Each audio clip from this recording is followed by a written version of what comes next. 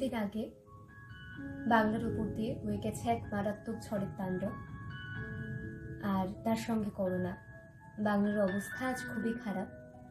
সেই সময়ের কিছু খবর পড়তে পড়তে হঠাৎ চোখ পড়ল সুন্দরবনের 3টে গ্রাম ভেসে গেছে, তার কোনো হদিশ পাওয়া যাচ্ছে না।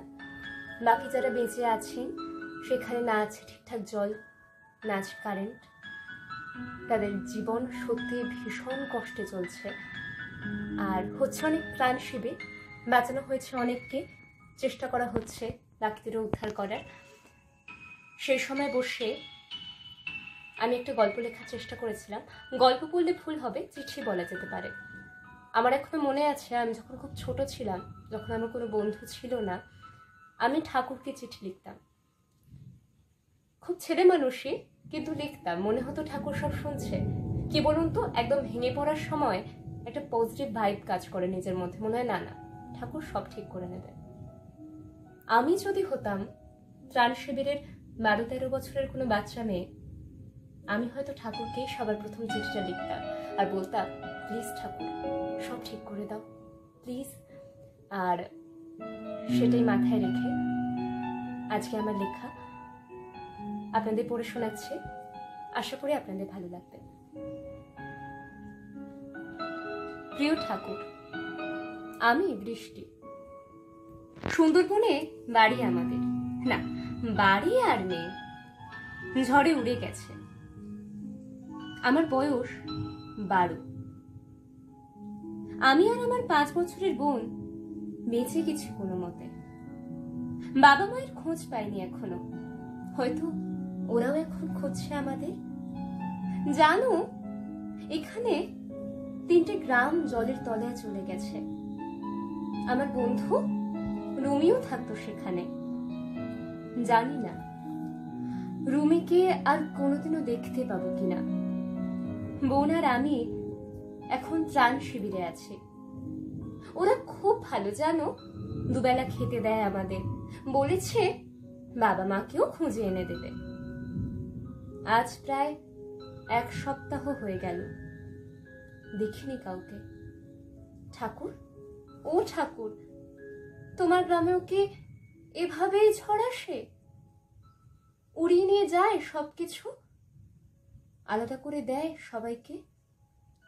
নাকি সেই সব পেয়েছে, দেশে আছে শুধুই আনন্দ?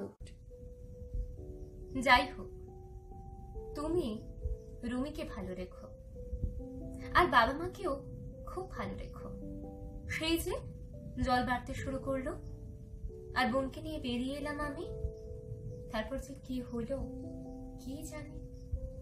শুধু মনে পড়ে মা বলেছিল পালাতে, আর পিছন ফিরে বাড়িটাকে ধীরে ধীরে ডুবতে দেখেছিলাম।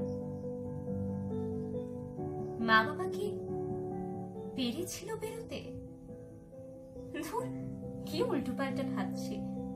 তুমি আছো তো, ঠিক বাঁচিয়ে দেবে ওদের, তাই না?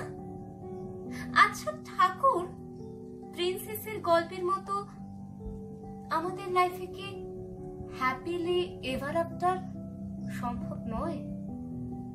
যাই হোক, বিকেল হতে চললো, আর আলো থাকবে না। তাই আজ আমার কলম এখানেই থামাতে হবে।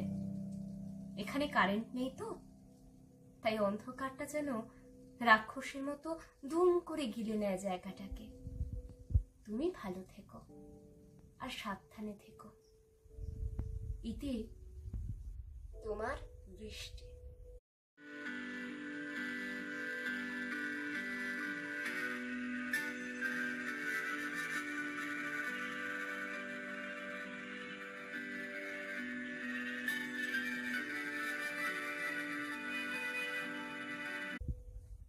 এরকম সময় আমি বলবো, সবাই পাশে থাকার চেষ্টা করুন সবার, আর যতটা সম্ভব প্রত্যেকে হেল্প করুন।